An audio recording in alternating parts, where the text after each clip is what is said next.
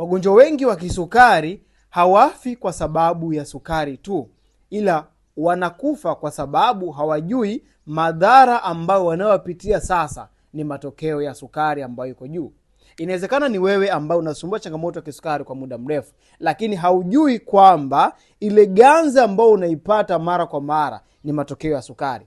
Haujui kwamba zile figo zilizofeli ni matokeo ya sukari. Haujui kwamba performance yako ya tendo imeshuka ni matokeo ya sukari. Haujui kwamba unaanza kuona hafifu ni matokeo ya sukari. Sasa mambo haya yakiunganika kwa mara moja, ndipo wagonjwa wengi wa kisukari wanajikatia tamaa, lakini pia wanaanza kupoteza nuru ya kuweza kuendelea kuishi, na mwisho siku wanakufa moja kwa moja. Ikiwa ni wewe, tambua kuwa madhara yote unayoyapitia sasa hivi kama haya ambayo nimeyataja ni matokeo ya sukari. Kama una changamoto ya kisukari, tibia mara moja. Follow account hii, lakini pia save video hii ili uweze kuitumia hapo baadaye.